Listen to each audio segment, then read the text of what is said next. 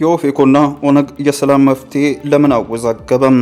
ኦፌኮና ኦነግ ከአንድ ሳምንት በፊት በአዲስ አበባ ውስጥ ከኦሮሞ ማህበረሰብ ጋር ከተወያዩ በኋላ ያቀረቡት ለግጭት ዘላቂ እልባት ያሉት መፍትሄ አቅጣጫ ማወዛገቡ ቀጥሏል።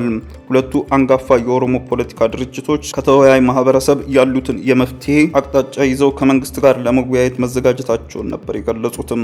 ታዲያ ይሄ የውይይት መፍትሄ ለምን አወዛገበም? የኦሮሞ ፌዴራሊስት ኮንግረስ ኦፌኮና የኦሮሞ ነጻነት ግንባር ኦነግ ከአንድ ሳምንት በፊት አዲስ አበባ ውስጥ ከኦሮሞ ማህበረሰብ ጋር ከተወያዩ በኋላ ያቀረቡት ለግጭት ዘላቂ እልባት ያሉት የመፍትሄ አቅጣጫ ማወዛገቡን ቀጥሏል። ሁለቱ አንጋፋ የኦሮሞ ፖለቲካ ድርጅቶች ከተወያይ ማህበረሰብ አካላት ቀርቧል ያሉትን የመፍትሄ አቅጣጫ በማቅረብ ከመንግስት ጋር ለውይይት መዘጋጀታቸውን ነበረ በይፋ የገለጹት። ይሁንና የፓርቲዎቹ የዘላቂ የሰላም መፍትሄ አቅጣጫ ያሉት ሀሳብ በመንግስትም ሆነ በሌሎች ተቋሚ ቡድኖች ነቀፌታ ሲነሳበት ተስተውሏል። ፓርቲዎቹ በበኩላቸው መፍትሄ ይሆናል ብለው ካቀረቡት ሀሳብ ዝንፍ እንደማይሉ ነበር ያሳወቁትም።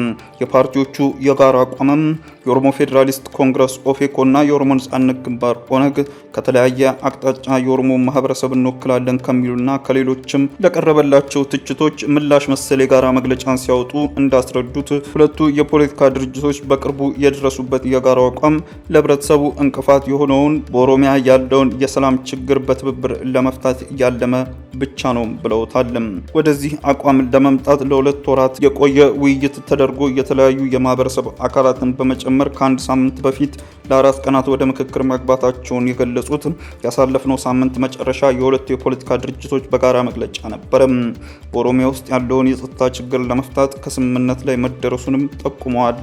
በዚህም ከኦሮሞና በኦሮሚያ ክልል ጋር በተያያዙ በርካታ ጉዳዮች ላይ ከመንግስት ጋር ስምምነት ላይ መድረስ እንደሚቻል በማመን ከመንግስት ጋር ለመወያየት አስፈላጊውን ዝግጅት ማድረጋቸውንም ፓርቲዎቹ በጋራ የአቋም መግለጫቸው አስምረውበታል። ፓርቲዎቹ ስላስቀመጡት የመፍትሄ አቅጣጫ ይህንን ካሉም በኋላ ቢሆን የሚሰነዝርባቸው ትችትና ነቀፋ ግን አላባራም። በዚህ ላይ ሁለቱ አንጋፋ የፖለቲካ ድርጅቶች አስቀመጥን ያሉት የመፍትሄ አቅጣጫ በበርካቶች ዘንድ የሀሳብ መከፋፈል የፈጠረው ለምን ይሆን በሚል የተጠየቁት የኦሮሞ ፌዴራሊስት ኮንግረስ ኦፌኮ ሊቀመንበር ፕሮፌሰር መረራ ጉዲና ሁሉም ነገሮችን ከራሱ የፖለቲካ ፍላጎት አንጻር የሚያሰላ ይሆናል በሚል ነው መልስ የሰጡትም። ታዲያ የውዝግቡ መንስኤና ፓርቲዎቹ የማይቀለበስ አቋም አቅጣጫቸው ምንድነው የሚለው ዙሪያ ላይም ጥቂት ለማለት ያክል ሁለቱ የፖለቲካ ድርጅቶች የውይይት መርህ ዓላማ በኦሮሚያ የሚስተዋለውን ችግር ለመፍታት በጦርነት ላይ ያሉትን ተፋላሚ አካላት ግጭት በማቆም ያለውን ችግር በሰላማዊ መንገድ እንዲፈቱ መስራት ነው ሲሉም አቋማቸውን ይገልጻሉ። ይህም ሰላም የሁሉም ችግሮች መፍትሄ መሆኑን በማመን እንደሆነ ነው የተጠቆመው። የተለያዩ አቅጣጫ የተነሱት ውዝግቦችን ተከትሎ ሁለቱ የፖለቲካ ድርጅቶች ያስቀመጡትን አቅጣጫ ይቀለብሱት ይሆን የተባሉት ፕሮፌሰር መረራ ጉዲና በፍጹም የሚል መልስ ነው የሰጡት። እኛ ህጋዊ መድረክ ላይ የምንንቀሳቀስ የፖለቲካ ድርጅት እንደመሆናችን ድርድሮች፣ ውይይቶች ይጠቅማሉ፣ ለህዝቦች ፋይዳ አለው ብለን እናምናለን፣ እንገባባቸዋለንም ነው ያሉትም። ቀጣዩ ምዕራፍ ከመንግስት ጋር ወደ ውይይት መግባት ነው ያሉት ፕሮፌሰር መረራ ነፃ ውይይትና ውሳኔ ባሉት የደረሰው የጋራ አቋም ወደ ስራ ከመተርጎም ውጪ ሌላ ምርጫ የለውም ሲሉ ገልጿል። በውይይት ሀሳቡ የመንግስት ተሳትፎ አለ ወይ ለሚለው ጥያቄም በኦሮሚያ ውስጥ ባሉ ግጭቶች አንዱ መሪ ተዋናይ የሆነው የኦሮሞ ነጻነት ሰራዊት ባለፈው ሳምንት በይፋ ባወጣው መግለጫ ኦፌኮና ኦነግ ከአዲስ አበባ ለምክክር ተቀምጠው ያወጡት የጋራ መግለጫ አቋም በመንግስት የተቀነባበረ መሆኑን እንደ ቁም ነገርም እንደማይወስደው ገልጾ ነበረ። እንዲሁም ውይይቱን መንቀፉንና ማጣጣሉን መዘገባችን አይዘነጋም።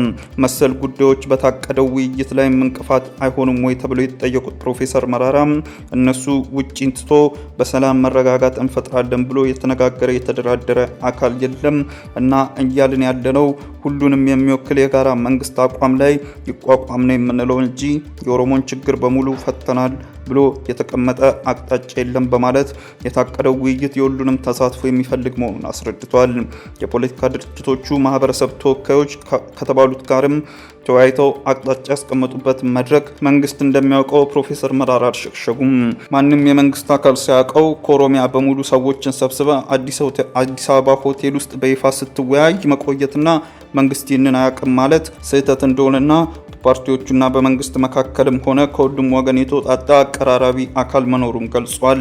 ተጠባቂው ቀጣይ ምዕራፍ ምንድነው ለሚለውም ሁለቱ የጋራ የፖለቲካ ድርጅቶች ወቅታዊ አቋም ላይ ዶቼ ቬለ ያነጋገራቸው የኦሮሚያ ክልል ኮሚኒኬሽን ቢሮ ኃላፊ አቶ ኃይሉ አዱኛ በሰላማዊ መንገድ የሚንቀሳቀሱ የፖለቲካ ድርጅቶች ያደረጉት ውይይት የሚነቀፍ ባይሆንም የሽግግር መንግስት ማቋቋም በሚል የቀረበው ሀሳብ ግን ተቀባይነት እንደማይኖረው በአስተያየታቸው አረጋግጠዋል። እኛ ባመንበት መንገድ የህዝቡ ትግል በሰላማዊ መንገድ ማስተባበሩን እንቀጥላለን ያሉት ፕሮፌሰር መራራ መንግስት በራሱ በኩል ያለውን የቤት ስራ በመስራት በሰላም ውይይቱ ላይ ተሳታፊ ይሆናል የሚለውን እምነታቸውንም አስረድተዋል። ውድ ተመልካቾቻችን በዕለታዊው የዛሬ ውሎ ፕሮግራማችን ይዘንላችሁ የቀረብናቸው ዋና ዋና መረጃዎች እነዚህ ነበሩ። ከፕሮግራሙ ጋር አብሬያችሁ ቆይታ ያደረኩት እኔ አብዲስ አደፋር ነበርኩ። ከሌሎች የኬሎ ሚዲያ ፕሮግራሞች ጋር መልካም ቆይታ።